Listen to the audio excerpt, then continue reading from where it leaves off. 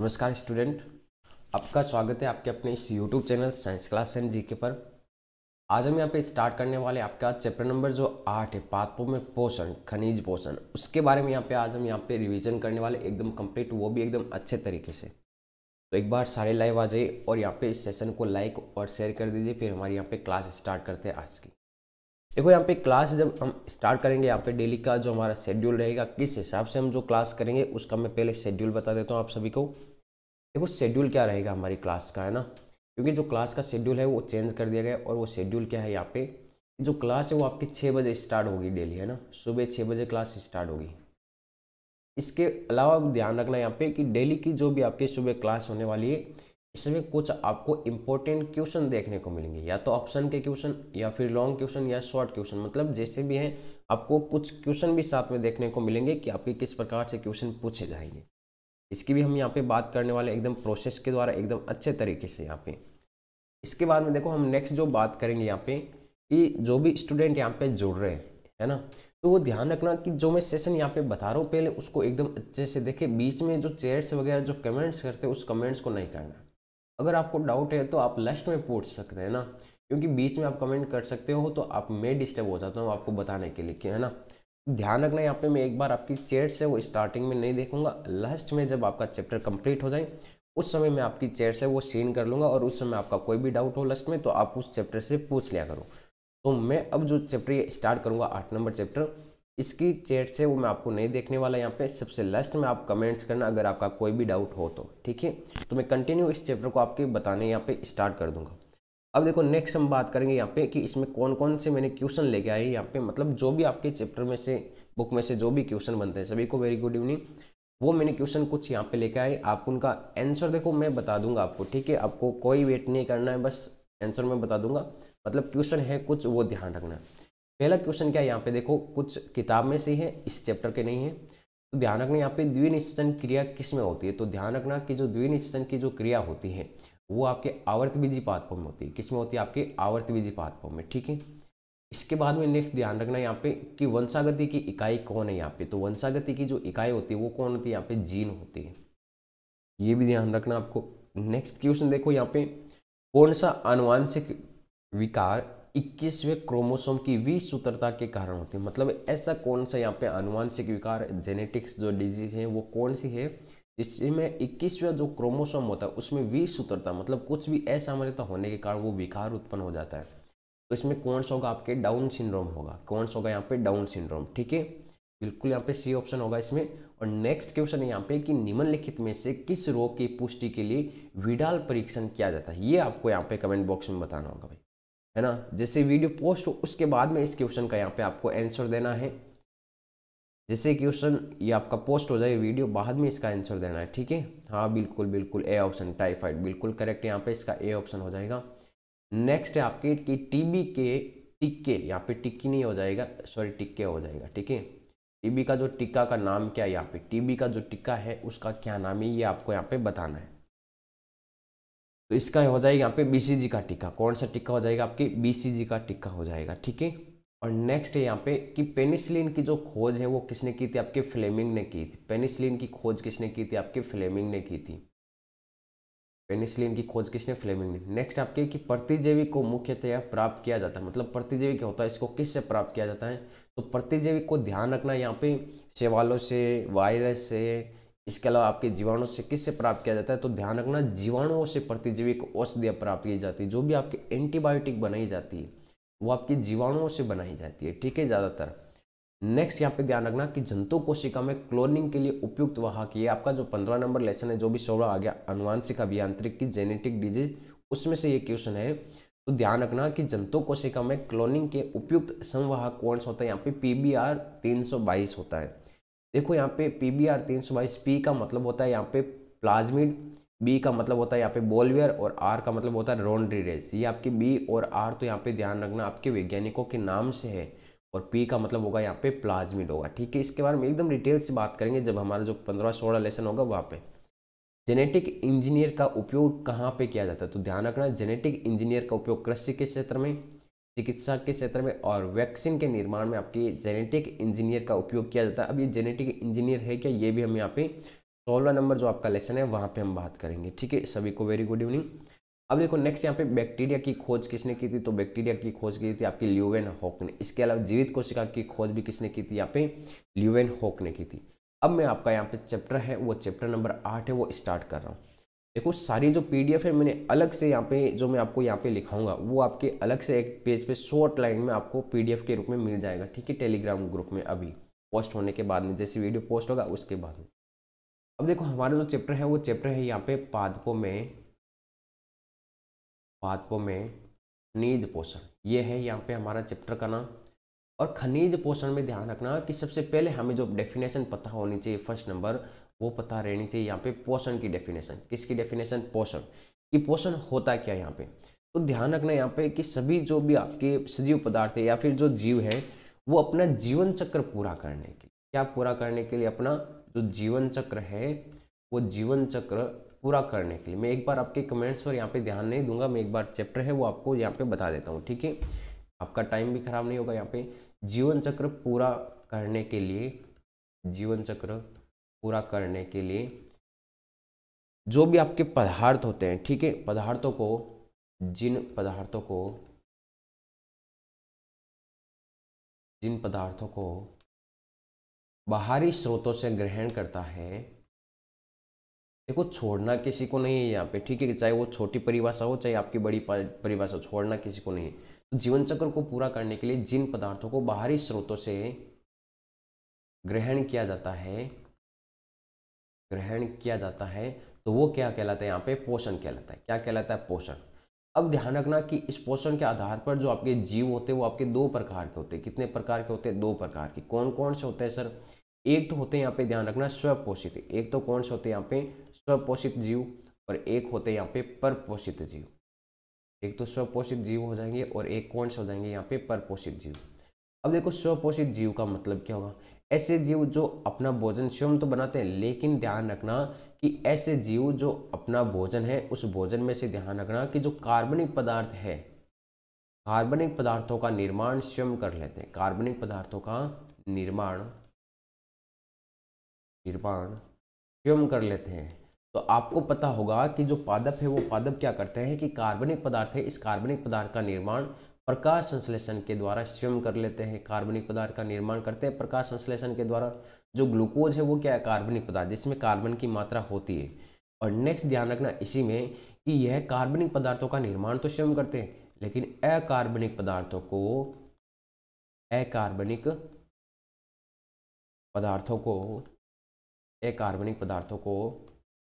बाहरी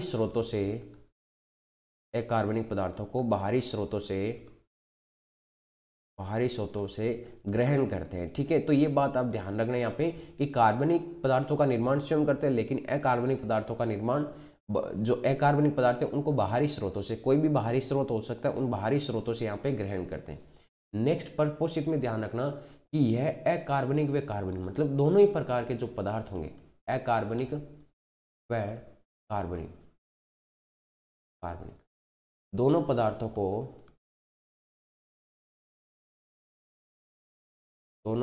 को बाहरी स्रोतों से प्राप्त करते हैं।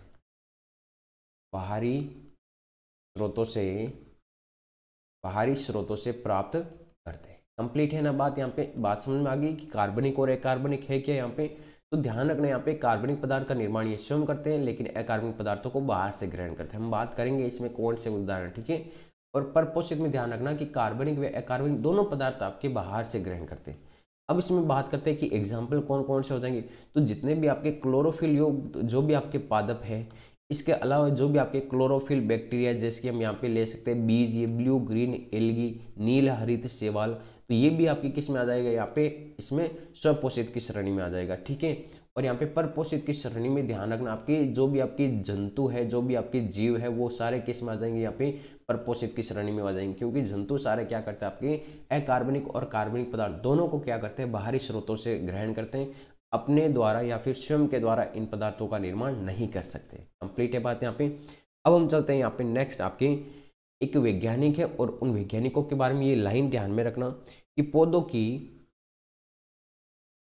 की खनिजों पर निर्भरता का प्रमाण, पौधों की खनिजों पर, पौधों की खनिजों पर निर्भरता का प्रमाण, निर्भरता का प्रमाण, जो निर्भरता का प्रमाण दिया था सबसे पहले कि जो पौधे होते हैं वो आपके खनिजों पर निर्भर होते हैं, ठीक है।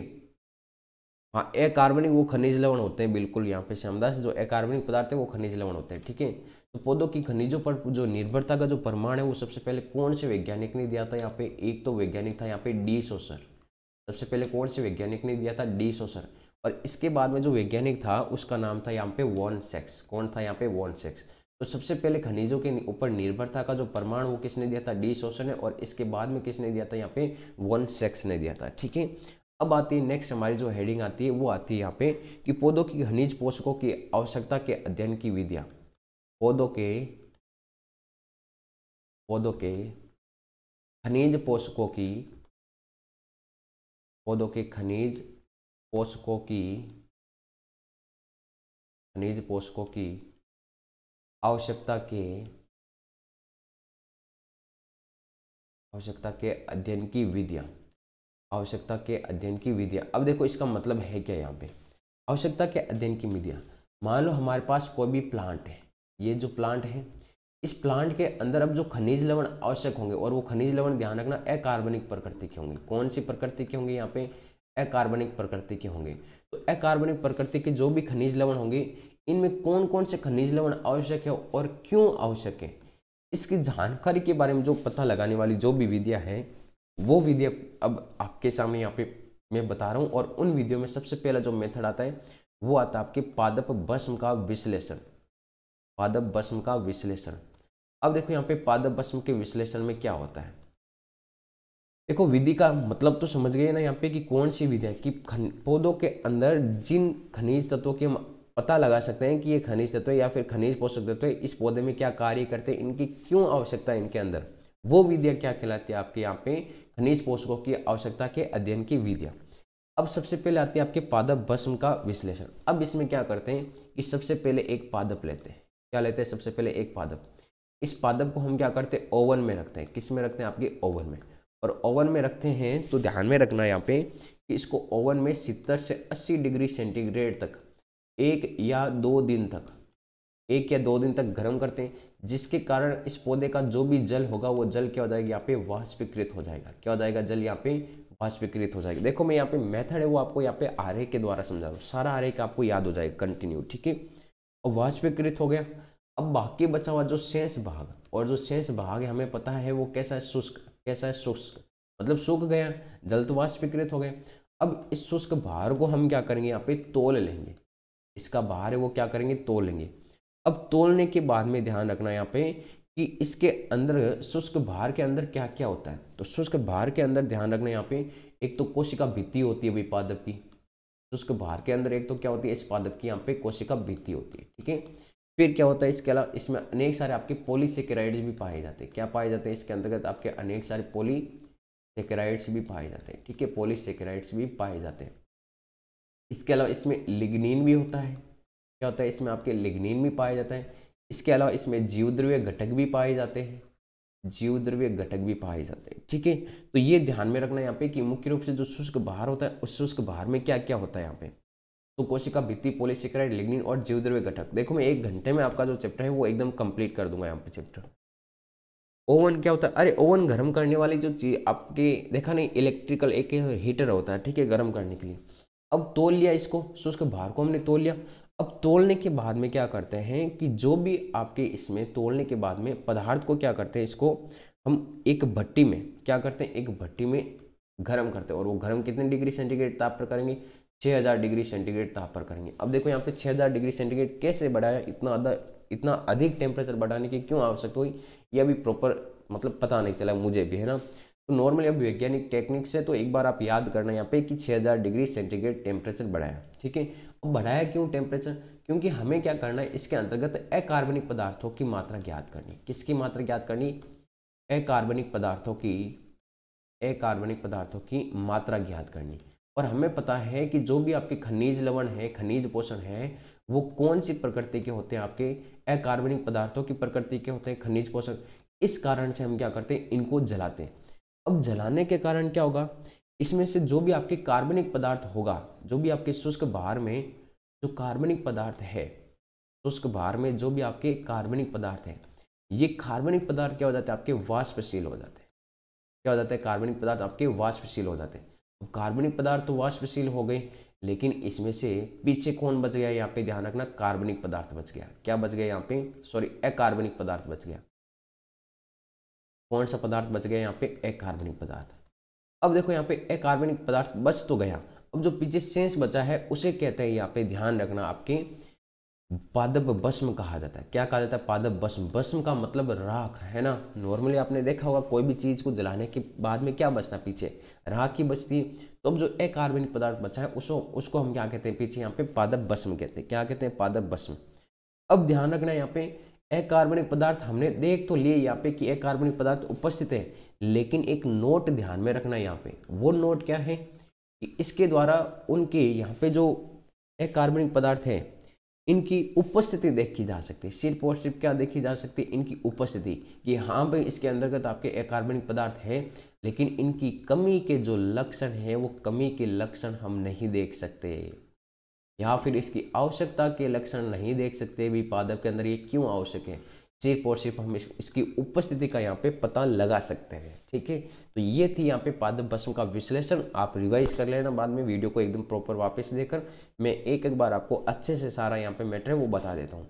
नॉर्मल है पादप भस्म का विश्लेषण, बस स्टेप बाय स्टेप अपने माइंड में याद रखें, कोई रटने वाली बात नहीं है यहाँ पे।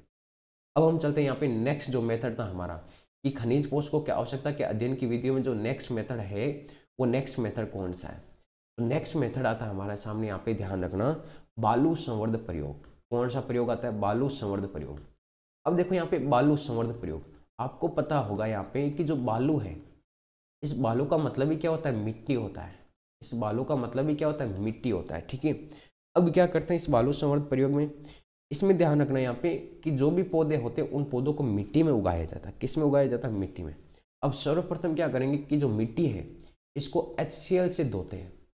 किससे धोते हैं, HCl से धोते हैं। अब HCl से धोएंगे तो इसके अंतर्गत आपकी मिट्टी के अंदर जो भी आपकी खनिज पदार्थ होगा, कोई भी आपके जीवाणु होगा, वो सारे के सारे क्या हो जाएंगे, आपके नष्ट हो जाएंगे। क्या हो जाएंगे, आपके नष्ट हो जाएंगे। जब हम HCl से धोते हैं तब यहाँ पे ये नष्ट हो जाते हैं सारे। ठीक है, अब HCl से धोएंगे यहाँ पे, और HCl से धोने के बाद में ध्यान रखना यहाँ पे इसी मिट्टी को वापस हम क्या करते हैं, पानी से भी धोते हैं। फिर किससे धोते हैं, यहाँ पे पानी से।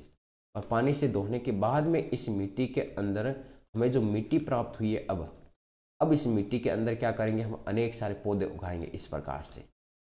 ठीक है, इस मिट्टी के अंदर क्या करेंगे, पौधे उगाएंगे। चलो मैं यहाँ पे पौधे उगाकर आपको बता देता हूँ। ये आपकी मिट्टी है यहाँ पे जो हमने HCl से धोई थी, और इसके अंतर्गत हमने क्या उगा दिया, यहाँ पे पौधे उगा दिए। ठीक है, ये लो भाई आपके यहाँ पे पौधे उगा दिए पौधे। मैं कुछ 4-5 यहाँ पे पौधे उगा देता हूँ, जिसके कारण हमें कुछ यहाँ पे अभी ज़रूरत पड़ेगी इन डायग्रामों की। ये लो भाई आपके यहाँ पे पौधे उगा दिए। ठीक है, अब देखो इन पौधों में हमें क्या करना है, जो भी हमने यहाँ पे पौधे उगाए उन पौधों में क्या करना है हमें, कि पूरे के पूरे खनिज पोषण इनको देंगे।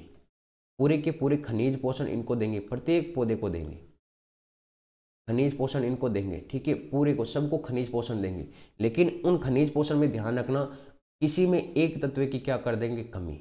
एक तत्व की कमी रख देंगे। मान लो भाई हमने इसमें रख दिया भाई कि कैल्शियम की कमी रखनी है, तो हम जब कैल्शियम की कमी रखेंगे, बाकी वाले सारे तत्व दिए हैं इसको, और एक किसकी कमी रख दी हमने यहाँ पे, कैल्शियम की, तो हमें पता चल जाएगा कि इस पादप में कैल्शियम की कमी से कौन से लक्षण उत्पन्न होते हैं। ठीक है, इसमें मैंने सारे तत्व डाले, लेकिन इसमें जिंक की मैं कमी रख दूंगा मेरे हिसाब से, तो हमें पता चल जाएगा कि जिंक की कमी से पादप में कौन कौन से लक्षण उत्पन्न होंगे। ठीक है, इसमें सारे तत्व डाले, मैंने आयरन की कमी रख दी, तो मुझे पता चल जाएगा कि भाई यहाँ पे आयरन की कमी से इस तत्व में कौन कौन से लक्षण दिखाई देते हैं। और इसमें मैं यहाँ पे मोलिब्डेनम की कमी रख दूंगा, तो मुझे पता चल जाएगा कि मोलिब्डेनम की कमी से यहाँ पे इस पादप के अंदर, ध्यान रखना, मोलिब्डेनम की कमी से इस पादप में कौन कौन से लक्षण यहाँ पे उत्पन्न होने वाले हैं। तो इस कारण यहाँ पे ध्यान रखना कि बालू संवर्धन प्रयोग के लिए हम यहाँ पे खनिज तत्वों की जो आपकी आवश्यकता है कि इनकी कमी से भी कौन से लक्षण उत्पन्न हो सकते हैं, वो भी हम यहाँ पे ज्ञात कर सकते हैं। क्या कर सकते हैं, ज्ञात कर सकते हैं। अब देखो यहाँ पे मैंने हर एक प्लांट के अंदर एक एक तत्व की कमी रखी, जैसे कि इसमें मैंने जिंक की रख दी, सॉरी इसमें कैल्शियम की रख दी, इसमें जिंक की रख दी, इसमें आयरन की, इसमें मोलिब्डेनम की रख दी। तो ऐसे पादप जिनमें अलग अलग पात्रों में उगाया, लेकिन इनमें एक या एक से अधिक खनिज तत्वों की मैंने क्या रख दी, यहाँ पे कमी रख दी, तो ऐसे पादप को कहा जाता है यहाँ पे अपूर्ण पादप कहा जाता है। क्या कहा जाता है, इनको अपूर्ण पौधे कहा जाता है। ये बात आपको समझ में आ गई तो एक बार कमेंट कर दीजिए, जितने भी लाइव देख रहे हैं ना, मुझे भी पता चले कि ये भी आपको बातें समझ में आ रही है। यहाँ पे जो भी मैंने पादप उगाए हैं यहाँ पे इस मिट्टी में, तो मिट्टी को मैंने HCl से धोया, फिर पानी से धोया, फिर इस मिट्टी में मैंने पादप उगाई। तो इन पादपों में मैंने एक में कैल्शियम की कमी रख दी हुई मेरे हिसाब से, एक में जिंक की कमी, एक में आयरन की कमी, एक में मोलिब्डेनम। तो एक या एक से अधिक तत्वों की न्यूनता में अगर इन पौधों को इसी माध्यम में उगाया जाता है तो वो पौधे क्या कहलाते हैं, यहाँ पे अपूर्ण पौधे कहलाते हैं। ठीक है, क्या कहलाते हैं यहाँ पे, अपूर्ण पौधे। अब देखो यहाँ पे पूर्ण पौधे उगा दिए, लेकिन इस बालू संवर्धन विधि में एक समस्या आ जाती है। देखो समस्या क्या आती है कि जब मिट्टी को धोते हैं तो ये अच्छी प्रकार से नहीं धुप पाती, इस कारण इस मिट्टी में कुछ खनिज पोषण रह जाते हैं। इस कारण इस मिट्टी में कुछ खनिज पोषण रह जाते हैं, ये आपकी एक बड़ी समस्या आती है। ठीक है, इसमें इस कारण इस समस्या के निवारण के लिए हम यहाँ पे एक दूसरी विधि अपनाते हैं, मतलब मिट्टी के स्थान पर कुछ अन्य चीजें काम में ले सकते हैं। और वो अन्य चीजें कौन कौन सी, यहाँ पे ध्यान रखना, क्वार्ट्स। ठीक है, किसका प्रयोग कर सकते हैं, क्वार्ट्स। इसके अलावा यहाँ पे प्लास्टिक चिप्स का प्रयोग कर सकते हैं। किसका प्रयोग कर सकते हैं, प्लास्टिक चिप्स का प्रयोग। इसके अलावा यहाँ पे वर्मीकुलाइट का प्रयोग कर सकते हैं। इसका प्रयोग कर सकते हैं वर्मीकुलाइट। देखो नॉर्मल चैप्टर अभी हो जाए कंप्लीट, ठीक है, कोई लेट वाली बात नहीं। यहाँ पे 1 घंटे की क्लास होगी आपके, उसमें मैं पूरा आपको चैप्टर रिवाइज करवा दूंगा। ठीक है, एकदम परफेक्ट तरीके से आपको याद भी होगा। यहाँ पे वर्मीकुलाइट, अब ये वर्मीकुलाइट क्या है, इसके बारे में हमें ध्यान रखना है। यहाँ पे इस वर्मीकुलाइट को हम यहाँ पे कृत्रिम मृदा कह सकते हैं। क्या कह सकते हैं, कृत्रिम मृदा कह सकते हैं। अब नेक्स्ट बात यहाँ पे कि जो वर्मीकुलाइट है, ये वर्मीकुलाइट ध्यान रखना एक प्रकार का खनिज पदार्थ है। एक प्रकार का क्या है, ये आपके खनिज पदार्थ है। ठीक है, जो प्राकृतिक अवस्था में पाया जाता है। कौन सी अवस्था में पाया जाता है, आपकी प्राकृतिक अवस्था में, प्राकृतिक अवस्था में पाया जाता है। फिर ध्यान में रखना है यहाँ पे कि ये आपके रासायनिक रूप से क्या होता है, निष्क्रिय। ये रासायनिक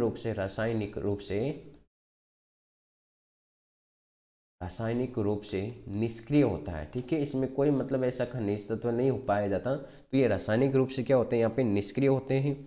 इसके अलावा ये आपके उष्मारोधी भी होते हैं। क्या होते हैं, यहाँ पे उष्मारोधी होते हैं, उष्मारोधी होते हैं। तो इस कारण जब हम यहाँ पे मिट्टी की जगह इस वर्मीकुलाइट का प्रयोग करते हैं तो इससे कहते हैं यहाँ पे वर्मीकुलोपोनिक्स कहा जाता है। क्या कहा जाता है, इसको वर्मीकुलोपोनिक्स कहा जाता है। ये भी आप बात यहाँ पे नोट कर लेना और इसको नोट ध्यान भी रखना है कि वर्मीकुलाइट या फिर वर्मीकुलोपोनिक्स क्या होता है, एग्जाम में पूछ सकता है। ठीक है, कंप्लीट है बात यहाँ पे। अब हम चलते हैं यहाँ पे नेक्स्ट जो हमारा मेथड था। देखो यहाँ पे फर्स्ट नंबर जो हमारा मेथड था वो था पादप भस्म का विश्लेषण। सेकेंड नंबर जो मेथड था ये था आपके बालू संवर्धन। अब जो थर्ड नंबर मेथड आएगा वो मेथड आएगा हमारे सामने, यहाँ पे ध्यान रखना, जल संवर्धन प्रयोग। कौन सा आएगा यहाँ पे, जल संवर्धन प्रयोग। अब देखो ये जल संवर्धन प्रयोग का जो मेथड है ये आपके बाहर विदेशों में अपनाया जाता है, क्योंकि वहाँ पे रहने के लिए उनके पास जगह नहीं है पर्याप्त मात्रा में। तो वो जो मेथड अपनाते हैं वो मेथड कौन सा होता है, यहाँ पे जल संवर्धन प्रयोग होता है। ठीक है, अब देखो जल संवर्धन प्रयोग होता तो है, अब वो क्या करते हैं कि जो भी आपके पाइप होते हैं, इस प्रकार से मान लो पानी के पाइप है, तो इस पानी के पाइप के अंदर आपके पादपों को उगा देते हैं, लेकिन इसमें मिट्टी का प्रयोग नहीं किया जाता। किसका प्रयोग नहीं किया जाता, मिट्टी का प्रयोग नहीं किया जाता। सिर्फ पादपों को इस पानी के पाइप के अंदर उगा देते हैं और ये जड़ें आपके पानी में इस प्रकार से तैरती रहती है यहाँ पे। ठीक है, इस प्रकार से यहाँ पे तैरती रहती है ये आपके, और सारे खनिज पोषण इनको जल में ही दिए जाते हैं। तो ध्यान रखना यहाँ पे कि इसके स्थान पर हम किसका प्रयोग करेंगे, यहाँ पे पानी का प्रयोग करते हैं। और जो पानी डालेंगे इसमें, उसमें ऑक्सीजन की कमी रखी जाती है, O2 की कमी रहती है। किसकी कमी रहती है, O2 की कमी। और ये जो ऑक्सीजन की आपूर्ति है वो हम एक नली के द्वारा प्रोवाइड करते हैं। किसके द्वारा प्रोवाइड करते हैं, एक नली के द्वारा O2 की आपूर्ति। O2 की आपूर्ति एक नली के द्वारा प्रवाहित की जाती है। और इसमें ध्यान रखना यहाँ पे कि ये जो मेथड है जल संवर्धन प्रयोग, इसी को हम क्या कह सकते हैं, यहाँ पे हाइड्रोपोनिक्स कह सकते हैं। इसको हम क्या कह सकते हैं, यहाँ पे हाइड्रोपोनिक्स मेथड कह सकते हैं। कंप्लीट है बात यहाँ पे। ये आपके तीनों मेथड मैंने यहाँ पे एकदम अच्छे से बता दिया। आपको पूरे मेथड एकदम अच्छे से ध्यान रखने, कोई भी मेथड नहीं छोड़ना है कि ये नहीं आएगा ये नहीं आएगा, लेकिन है सरल तो हमें पूरी याद रखने में कौन सी यहाँ पे समस्या हो रही है। ठीक है, तो पूरे तीनों मेथड आपको याद रखने यहाँ पे। अब हम पढ़ेंगे यहाँ पे कि पौधों में अनिवार्य पोषक तत्व कौन कौन से हैं। पौधों में अनिवार्य पोषक तत्व, अनिवार्य पोषक तत्व। तो ध्यान रखना यहाँ पे कि पौधों में जो अनिवार्य पोषक तत्व है वो टोटल आपके 17 है। कितने हैं अनिवार्य पोषक तत्व? 17।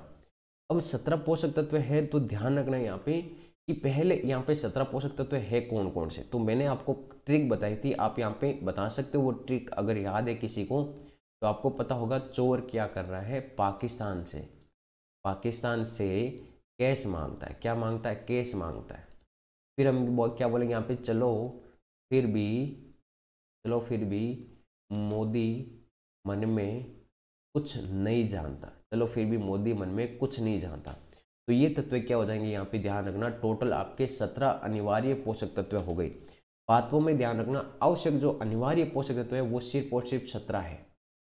बाकी वाले जितने भी आपके पोषक तत्व है वो आपके अनावश्यक में आते हैं। किस में आते हैं? यहाँ पे अनावश्यक में आते हैं। ठीक है, तो 17 पोषक तत्व यहाँ पे अनिवार्य है। ये मैंने आपको कभी ट्रिक भी बताई होगी पिछले वीडियो लेक्चर में, तो आप वहां से देख सकते हो ट्रिक। ठीक है, बहुत सरल है, याद कर सकते हो यहाँ पे कि चोर पाकिस्तान से केस मांगता है, चलो फिर भी मोदी मन में कुछ नहीं जानता। ठीक है, बहुत अच्छी ट्रिक यहाँ पे याद कर सकते हो।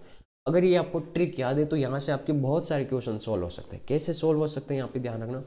अब इन अनिवार्य पोषक तत्वों को मात्रा के आधार, इसके आधार पर, मात्रा के आधार पर दो भागों में बांटा गया है। सर कौन से भागों में बांटा गया? यहाँ पे देखो दो भाग कौन कौन से, मात्रा के आधार पे बात कर रहा हूं मैं। ठीक है, और मात्रा के आधार पे दो भागों में कौन कौन से? एक तो होते हैं यहाँ पे वृहद पोषक तत्व, बिल्कुल बिल्कुल एकदम से।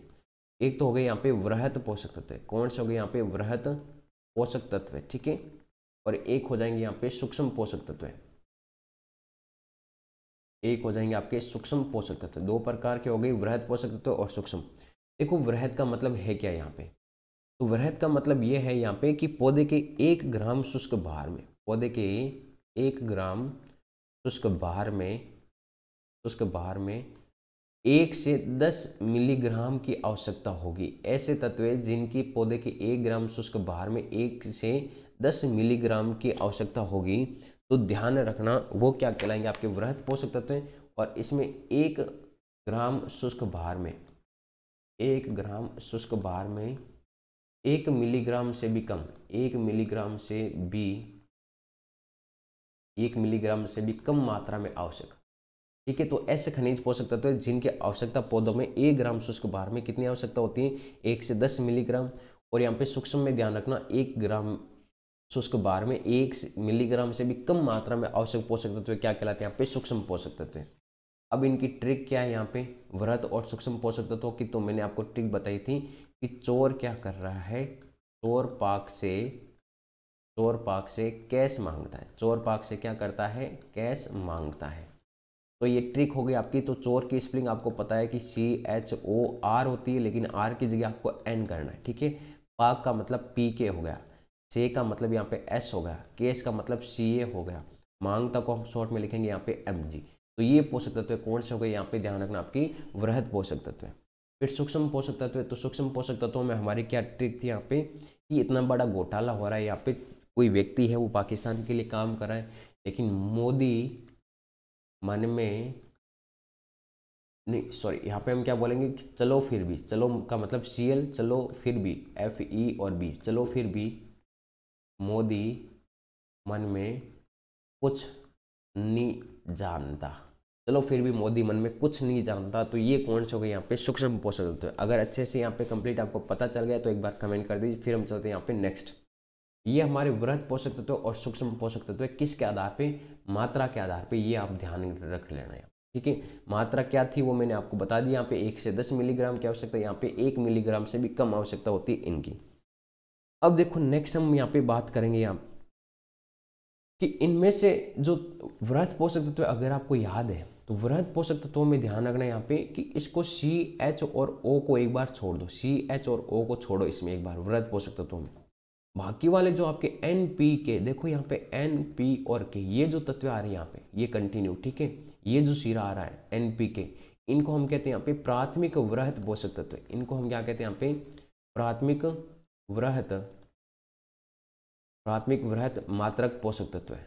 प्राथमिक वृहद मात्रक पोषक तत्व है। ठीक है, और इसके बाद में जो नेक्स्ट आपके सेकंड नंबर ये जो तत्व आ रहे हैं यहाँ पे SCA और MG, ये होते हैं यहाँ पे द्वितीयक वृहद मात्रिक पोषक तत्व। ये हो जाएंगे द्वितीयक वृहद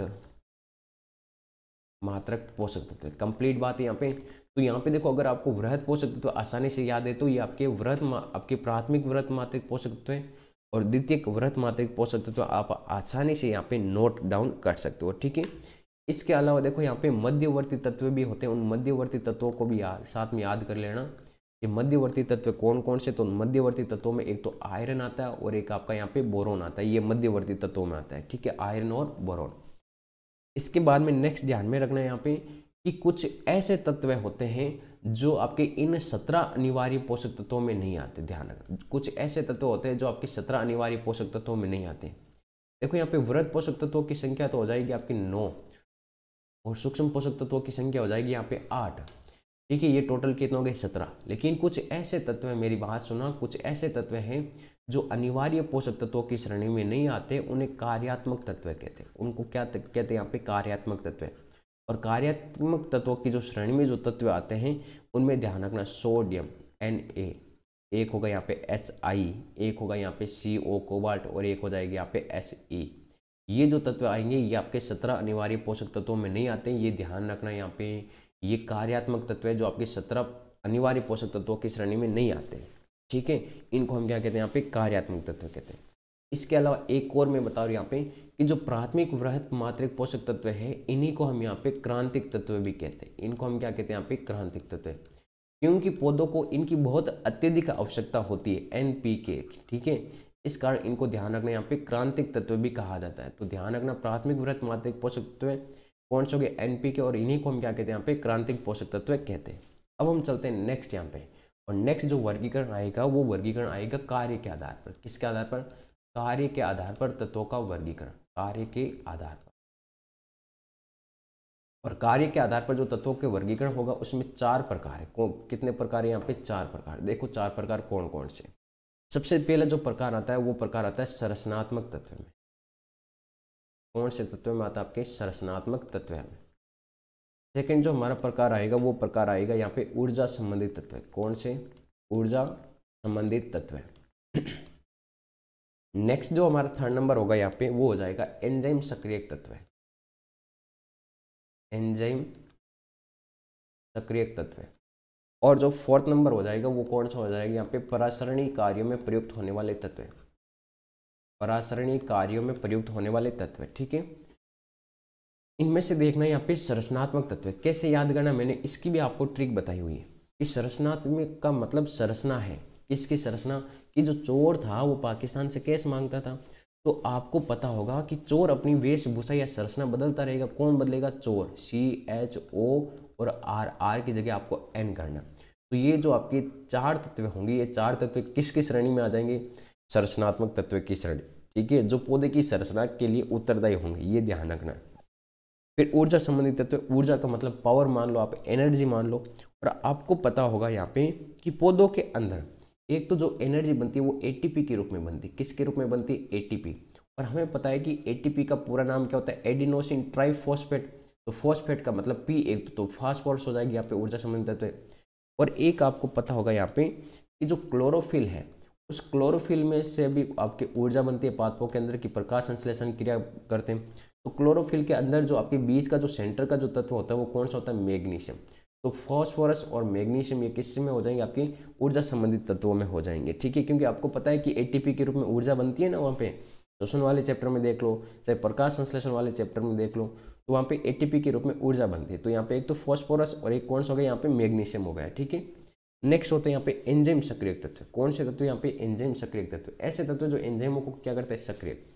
पहली बात देखो यहाँ पे एंजाइम का मतलब आपको पता होना चाहिए, ऐसे पदार्थ जो जैव रासायनिक क्रियाओं को उत्प्रेरित करते हैं, या तो उनके वेग को बढ़ाएंगे या वेग को क्या करेंगे, कम।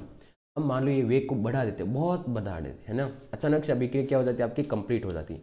तो इस कारण आप ध्यान रखना कि जो मोदी है उस मोदी के जो मन की बात होती है, आपने सुना होगा मन की बात, उसका प्रोग्राम चलता है। तो मोदी के मन की बात जनता में मतलब जन मैगी की तरह फैल रही है। मैगी भी क्या होती है, तेजी से फैल जाती है। उसी प्रकार मोदी के मन की भी बात होती है, जनता में मैगी की तरह फैल जाती है। किस प्रकार से फैलती है, जिस प्रकार से एंजाइम अभिक्रिया को कितना जल्दी कंप्लीट करवाता है, उसी प्रकार मोदी के मन की बात भी क्या होती है, जनता में मैगी की तरह फैल जाती है। कंप्लीट है बात यहाँ पे।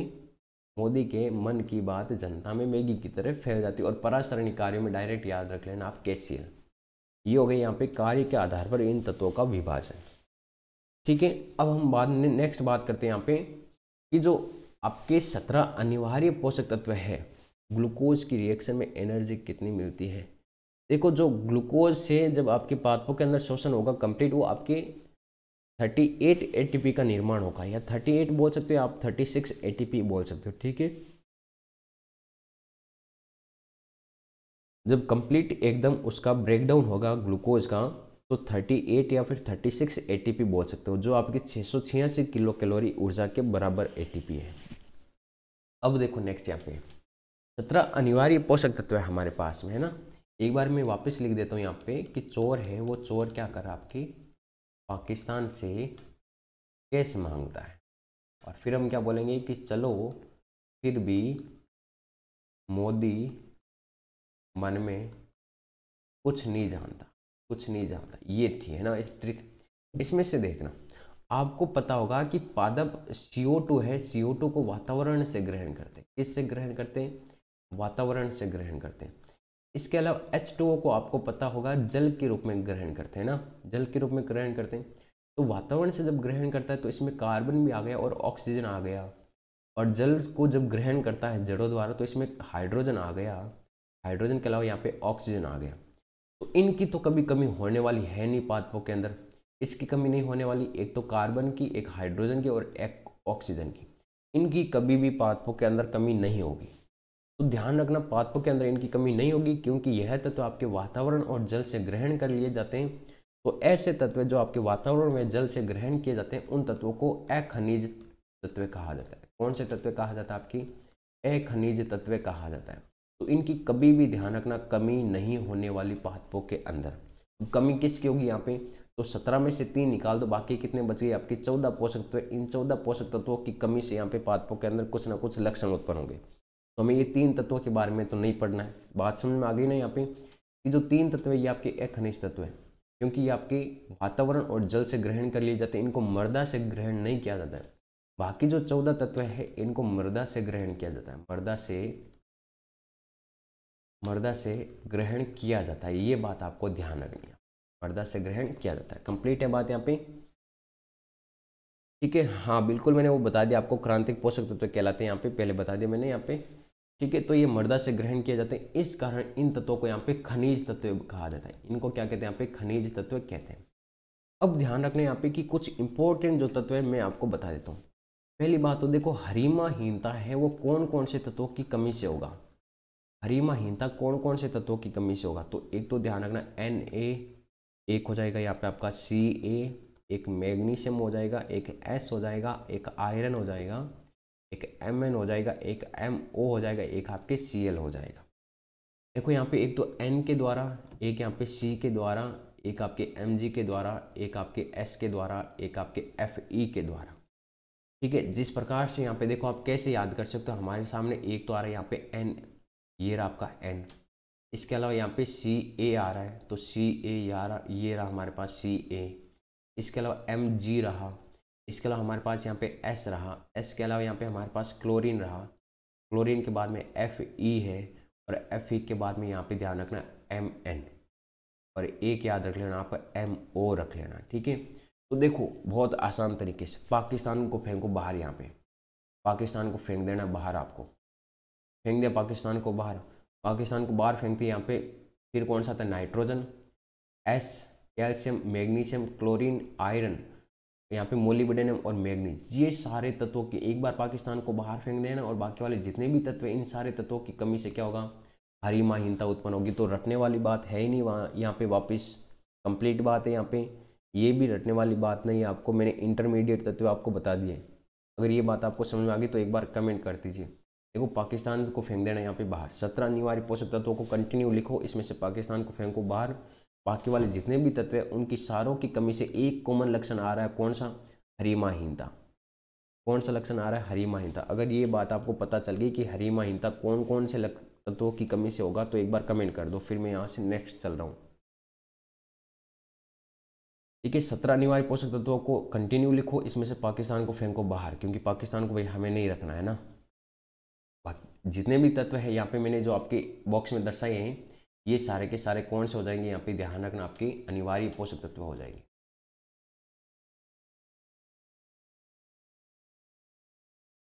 ये आपके सारे के सारे अनिवार्य पोषक तत्व हो जाएंगे, ये आपको ध्यान रखना। अब हम चलते हैं यहाँ पे नेक्स्ट। ठीक है, नेक्स्ट चलते हैं। बिल्कुल बिल्कुल समझ में आ गया ना, चलो ठीक है। अब देखो नेक्स्ट यहाँ पे कुछ इंपॉर्टेंट फैक्ट्स हैं, वही मैं बता रहा हूँ आपको। बाकी वाले फैक्ट्स आपको यहाँ पे ध्यान रख लेना क्योंकि नॉर्मल है। देखो इंपॉर्टेंट फैक्ट्स में सबसे पहला जो फैक्ट्स आता है यहाँ पे, वो फैक्ट्स क्या है कि एक फूल गोभी का वीप टेल रोग होता है। फूल गोभी का वीप टेल रोग, फूल गोभी का वीप टेल रोग। और जो फूल गोभी का जो वीप टेल रोग होता है वो होता है आपका मोलिब्डेनम की कमी से, क्योंकि पत्तियां इसमें विकृत हो जाती है। देखो कैसे याद करना, याद भी करवा देता हूँ मैं साथ में। फूल गोभी है, आपको पता है कि एक प्रकार की क्या है, सब्जी है। क्या है, एक प्रकार की सब्जी। तो सब्जी का हम बाजार जाते हैं तो उसका क्या करते हैं, मोल करते हैं। क्या करते हैं, मोल। तो मोल से आपको मो याद रखना है, तो मो का मतलब MO। तो मोलिब्डेनम की कमी से कौन सा रोग होगा यहाँ पे, फूल गोभी का वीप टेल रोग हो जाएगा। कौन सा रोग होगा यहाँ पे, फूल गोभी का वीप टेल रोग हो जाएगा। कंप्लीट बात यहाँ पे, इसका पोस्टमार्टम कंप्लीट हुआ भाई। नेक्स्ट जो हमारा तत्व आता है वो होता है यहाँ पे नींबू का शीर्षारंभी रोग। देखो आपको चीज़ें बस याद करनी है ना यहाँ पे, शीर्षारंभी रोग। और नींबू का जो शीर्षारंभी रोग है वो ध्यान रखना CU होता है, कॉपर होता है। ठीक है, नींबू का जो शीर्षारंभी रोग होता है वो कौन सा होता है यहाँ पे, CU। अब देखो इसको कैसे याद करना। नींबू है वो शीर्ष के ऊपर कुछ तो लगे हुए हैं। क्या लगे हुए, कुछ। कुछ का मतलब यहाँ पे कू का मतलब CU हो जाएगा। ये आपको मान लो कोई भी नींबू का पादप है, इस नींबू के शीर्ष के ऊपर, यहाँ पे शीर्ष के ऊपर कुछ तो नींबू लगे हुए हैं, बिल्कुल कुछ तो लगे हुए, कुछ का मतलब CU। ठीक है, तो यहाँ पे नींबू का शीर्षारंभी रोग कौन सा हो जाएगा, CU हो जाएगा। शीर्षारंभी रोग कौन सा हो जाएगा यहाँ पे, CU हो जाएगा। कंप्लीट है बात यहाँ पे, इसका भी पोस्टमार्टम हो गया। देखो शीर्षारंभी रोग में होता है क्या है कि पादप की जो आपके शिखर वाला भाग होता है उनकी पत्तियां जल जाती है, या टहनियाँ जो शिखर के भाग पे जो टहनियाँ होती है वो आपकी जल जाती है, वो आपकी शीर्षारंभी रोग होता है। 3 रोग हो गए, 2 रोग हो गए कंप्लीट। अब जो तीसरा रोग होता है वो तीसरा रोग होता है यहाँ पे लघुपर्ण रोग। लघुपर्ण रोग, लघुपर्ण रोग। देखो लघुपर्ण, लघु का मतलब होगा छोटा, और छोटे कौन होते हैं भाई, लोग होते हैं, आपको पता है। छोटे कौन होते हैं, लोग। बड़े तो कौन होते हैं, महाराजा होते हैं। तो छोटी कौन है यहाँ पे, जनता है। छोटी कौन है, आपकी जनता है, छोटी। ठीक है, तो लघु का मतलब छोटा, छोटा का मतलब क्या, आपकी जनता क्या है यहाँ पे, छोटी। तो जिंक की कमी से कौन सा होगा यहाँ पे, लघुपर्ण रोग। देखो तो नॉर्मली आपको याद हो जाएगा, तो आसानी से आप याद कर सकते हो। या तो आपको डायरेक्ट याद हो तो डायरेक्ट कर लो, बहुत अच्छी बात रहेगी। ठीक है, डायरेक्ट याद कर लो, ये आपको याद करने की आवश्यकता नहीं होगी ट्रिक। या तो डायरेक्ट याद कर लो या फिर ऐसे याद कर लो, आपकी मर्जी है कैसे याद करना है, लेकिन याद करके जाना है। ठीक है, 4th नंबर यहाँ पे जो होगा वो हो जाएगा, यहाँ पे ध्यान रखना कि जेई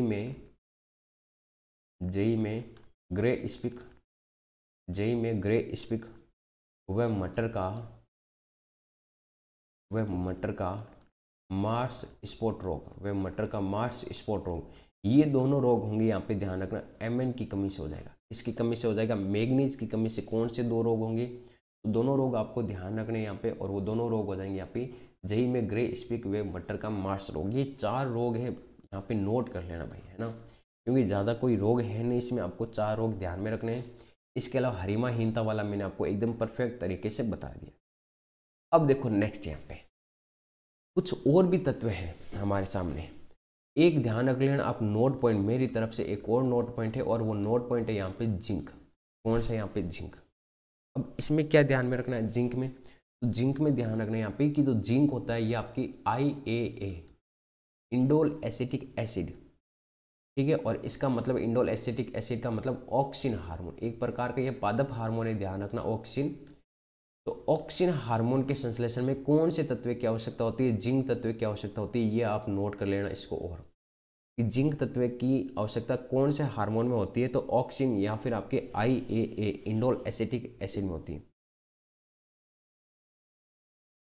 हाँ, मॉर्निंग में क्लास होती है, 6 बजे स्टार्ट हो जाती है क्लास। ठीक है, कुछ और भी फैक्ट्स है यहाँ पे ध्यान रखो। एक होते हैं यहाँ पे ध्यान रखना संचरणशील तत्व। कौन से तत्व, संचरणशील तत्व। और एक होते हैं यहाँ पे ध्यान रखना असंचरणशील तत्व। 6 बजे का है क्लास का टाइम, असंचरणशील तत्व। ठीक है, और इसके बाद में एक होते हैं यहाँ पे ध्यान रखना अग्रस्त कलिकाओं में, अग्रस्त कलिका में कमी के लक्षण। ये हमारे पास 3 टॉपिक और रहते हैं, फिर आपका चैप्टर लगभग आपका चैप्टर कंप्लीट हो जाएगा। देखो इसमें है क्या, संचरणशील तत्व। देखो संचरण का मतलब होता है नॉर्मली आपकी गति करना। नॉर्मल क्या होता है, गति करना, ठीक है। तो गति कौन करता है, आपको पता होगा कि जो मोदी है ये नेपाल भी जा रहा है। कहाँ पे जा रहा है, नेपाल। इसके अलावा ये पाकिस्तान भी जा रहा है। मोदी है ये आपके नेपाल भी जा रहा है, पाकिस्तान भी जा रहा है, और उनकी जनता में क्या कर रहा है, आपके मजे ले रहा है। उनकी जनता में क्या कर रहा है, मजे ले रहा है। तो ये सारे तत्व कौन से हो जाएंगे, यहाँ पे ध्यान रखना, आपके संचरणशील तत्वों की श्रेणी में आएंगे। याद हो गई ट्रिक, बहुत आसान है कि मोदी क्या कर रहा है। मोदी का मतलब एमओ, नेपाल जा रहा है, पाकिस्तान जा रहा है। नेपाल और पाकिस्तान मतलब आपके एन का मतलब नेपाल, पीके का मतलब पाकिस्तान। देखो नोट्स मेरे पास बने हुए, मैं आपको पीडीएफ सेंड कर दूंगा, है ना, क्योंकि बहुत अच्छे तरीके से मैंने नाइट में आपके लिए प्रॉपर तरीके से एक पेज पे सारा यहाँ पे शॉर्ट में तैयार कर लिया, वो आप भी देख लेना, मैं आपको सेंड कर दूंगा, ठीक है। तो यहाँ पे नेपाल और पाकिस्तान जा रहा है और उनकी जनता में क्या कर रहा है, मजे ले रहा है। तो ये हो गई आपकी इसकी ट्रिक कंप्लीट है यहाँ पे। अब देखो नेक्स्ट यहाँ पे असंचरणशील तत्व। ऐसे तत्व ध्यान रखना, यहाँ पे असंचरणशील का मतलब गति नहीं कर रहा है। नॉर्मली मैं समझा रहा हूँ कैसे याद करना है, ठीक है। असंचरणशील का मतलब गति नहीं करें, और गति नहीं करेंगे इसका मतलब बैठे हुए। और आपको पता होगा कि भाई मोदी जब बैठा रहता है, हाँ बिल्कुल, देखो मैं अपलोड कर दूंगा, ठीक है, कैसे भी करके। तो आपको पता होगा कि मोदी जब बैठा रहता है तो उसके मन में क्या रहता है, कन्फ्यूज रहता है। उसके मन में क्या रहता है, कन्फ्यूज, कि भाई किधर जाऊँ, पाकिस्तान जाऊँ, नेपाल जाऊँ, अभी तो बैठा हूँ मैं अपने घर पे। उसके मन में क्या रहता है, कन्फ्यूजन रहता है। असंचरणशील जब गति नहीं करता है तब, तो उसके मन में क्या रहता है, कन्फ्यूज। कन्फ्यूज का मतलब CUS और FE, शॉर्ट में याद रख लेना। कन्फ्यूज का मतलब CUS और FE। ये जो तत्व हो जाएंगे ये कौन से हो जाएंगे, आपके असंचरणशील तत्व हो जाएंगे, ठीक है। और अग्रस्त कलिकाओं में कमी के लक्षण उत्पन्न होंगे आपके बोरॉन और कैल्शियम की कमी से। तो यहाँ पे देखो, यहाँ पे असंचरणशील तत्व कौन से हैं ये मैंने ट्रिक बता दी। असंचरणशील तत्व कौन से मैंने ट्रिक बता दी। अग्रस्त कलिकाओं में कमी के लक्षण कौन कौन से तत्वों की कमी से उत्पन्न होंगे, तो B और आपके CA के द्वारा यहाँ पे आपके न्यूनता के लक्षण दिखाई देंगे। अब इनकी परिभाषा ध्यान रखनी कि संचरणशील तत्व क्या होते हैं। तो ऐसे तत्व जिनकी कमी के लक्षण पहले पुरानी पत्तियों में दिखाई देंगे, पहले पुरानी पत्तियों में दिखाई देंगे, ठीक है। पहले पुरानी पत्तियों में कमी के लक्षण दिखाई देंगे, वो आपके संचरणशील तत्व। और असंचरणशील तत्वों में ध्यान रखना कि ऐसे तत्व जिनकी कमी के लक्षण पहले नवीन पत्तियों में या फिर आपके तरुण पत्तियों में दिखाई देंगे। ये परिभाषा ध्यान रखना भाई, इनको छोड़ना नहीं। सर इम्पोर्टेंट सो ट्यूशन, अरे करवाएंगे भाई, आप रिवीजन तो करो एक बार यहाँ पे इसको। तो पुरानी पत्तियों में ध्यान रखना यहाँ पे कि जो पुरानी पत्तियाँ होती हैं, उन पुरानी पत्तियों में जिन तत्वों की कमी के लक्षण दिखाई देते हैं पहले, वो संचरणशील तत्व है। और नवीन पत्तियों में अगर लक्षण दिखाई देते हैं तो वो कौन से कहलाते हैं, असंचरणशील तत्व। अग्रस्त कलिकाओं में जिन तत्वों की कमी से न्यूनता के लक्षण दिखाई देते हैं वो कौन कौन से हो गए, यहाँ पे बोरॉन और कैल्शियम हो गए। कौन कौन से हो गए, यहाँ पे बोरॉन और कैल्शियम हो गए। ये नॉर्मली बात यहाँ पे आपकी कंप्लीट होती है। अब देखो कुछ फैक्ट्स है, मैं और बता रहा हूँ आपको, वो फैक्ट्स आपको याद करने होंगे। एक तो देखो यहाँ पे प्रत्येक तत्व का अवशोषण का रूप याद कर लें। अवशोषण का आपका जो काम है वो मैं आपको दे रहा हूँ। इतना अगर आपने, मैंने जो चैप्टर बताया इतना अगर कर लिया ना, आपका 80% चैप्टर यहाँ पे क्लियर हो गया। अब आपको कुछ नहीं करना, अवशोषण के रूप है वो अवशोषण के रूप आपको याद करने कि प्रत्येक तत्व है उसका अवशोषण किस रूप में किया जाता है, ठीक है। प्रत्येक तत्व का अवशोषण किस रूप में किया जाता है। इसके अलावा जो नोट याद करना है वो याद कर लेना आप सल्फर के बारे में। इसके बारे में, सल्फर के बारे में। देखो सल्फर क्या है, सल्फर बहुत इंपॉर्टेंट है। ध्यान रखना, आपने सरसों के बारे में पढ़ा होगा कि जो सरसों का प्लांट है वो आपके ब्रेसिकेसी कुल में आता है। कौन से कुल में आता है, ब्रेसिकेसी कुल में। और ब्रेसिकेसी कुल में आता है तो उसके तेल में क्या होती है, आपकी गंध होती है विशेष प्रकार की। वो गंध आपके सल्फर युक्त पदार्थों के कारण होती है। किसके कारण होती है, सल्फर युक्त पदार्थों के कारण होती है, ठीक है। तो आप बोरोन को, सॉरी सल्फर को एकदम अच्छे से याद करना। सल्फर को जो मेन है वो मैं आपको बता देता हूँ, ठीक है। एक तो आप सल्फर वाला याद कर लेना, एक आप जिंक वाला स्पेशल याद कर लेना, सल्फर का, जिंक का। और इसके अलावा मैं आपको एक और बता दूं, यहाँ पे 2-3 वो आप याद कर लेना, ठीक है। एक आयरन का, एक आपको आयरन का याद करना है। और आयरन के अलावा आपको पोटेशियम, बस ये आपको मेन इंपॉर्टेंट, बाकी वाला ऐसे सारे पढ़ने। लेकिन मुख्य रूप से आपको जो याद करने सल्फर का, जिंक का, आयरन और पोटेशियम। बाकी वाली सारी डिटेल्स मैंने आपको एकदम अच्छे से यहाँ पे बता दी है, ठीक है। बाकी वाली सारी डिटेल्स मैंने एकदम अच्छे से बता दी। कैसा रहा मॉर्निंग का सेशन? अब एक बार सारे कमेंट कर दो भाई, मॉर्निंग का सेशन कैसा है रहा आपका? एक बार कमेंट करो मॉर्निंग का सेशन कैसा रहा। ये आपका 8वां चैप्टर कंप्लीट है। कल हम करेंगे आपका कोई एक नया लेसन स्टार्ट करेंगे, ठीक है। शेड्यूल है वो आपको शाम तक मिल जाएगा कि कौन से चैप्टर का कल डिवीज़न होगा सुबह। आदिल खान आप तो अब आए हो। रूबी सेन बहुत अच्छा अच्छा, मतलब सुबह का टाइम है अच्छा है ना, क्योंकि आप भी जल्दी उठ जाते हो। नहीं तो आप आराम से 6:30 या 7 बजे उठते होंगे, लेकिन क्लास रहेगी तो आप जल्दी उठ पाओगे यहाँ पे।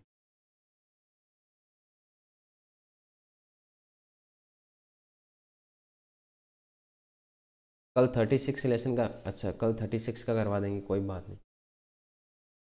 चलो कल 36 का कर लेंगे भाई लेसन, है ना। लेकिन कर लेंगे, रिवीजन पक्का करेंगे। आपकी रिवीजन के लिए क्लास है वो कंटिन्यू रखेंगे।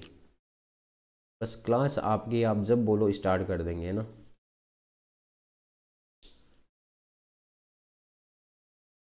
चलो मिलते हैं कल सुबह वापस, और होगा तो मैं आपको जो 7 नंबर लेसन का पीछे वाला जो पार्ट बचा वो आपको शाम तक मैं प्रोवाइड करवा दूंगा, ठीक है। 7 नंबर लेसन का जो पीछे वाला पार्ट होगा वो मैं आपको शाम तक प्रोवाइड करवा दूंगा या तो। अब देखो टेस्ट हो तो स्कूल में एकदम परफेक्ट नंबर ला रहे हैं ना, और जब भी टेस्ट हो तो मुझे बताना भी सर आज हमारे टेस्ट था और बायो में इतने नंबर आए हैं। ये आप प्रत्येक वीडियो के नीचे कमेंट कर देना जब भी आप टेस्ट दो उसके बाद में, सर रिवीजन चैप्टर्स। हाँ चैप्टर वाइज एक बार तो देखो, जो टेस्ट है बच्चों के उनके हिसाब से मैं यहाँ पे चैप्टर ले रहा हूँ, ठीक है, कि उनके टेस्ट में अच्छे नंबर आए, अच्छे स्कोर कर सके टेस्ट में भी। तो जिसका भी टेस्ट हो तो वो कमेंट्स बॉक्स में लिख दिया करो डेली, ठीक है। वीडियो अपलोड किए हुए होते हैं, उन वीडियो के अपलोडिंग के नीचे कमेंट्स का बॉक्स रहता है, वहाँ पे लिख दिया करो कि सर हमारे टेस्ट था, इतने नंबर आए हैं, इतने में से। मुझे भी पता लगे कि आपकी जो तैयारी है वो कैसी चल रही है।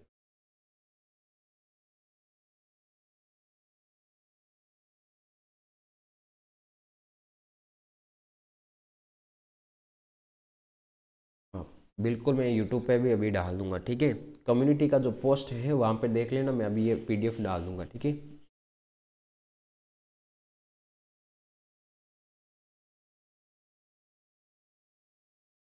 ठीक है, मिलते हैं कल वापस सुबह 6 बजे, रेडी रहना। 36 नंबर लेसन है उसका रिवीजन करेंगे एकदम परफेक्ट तरीके से।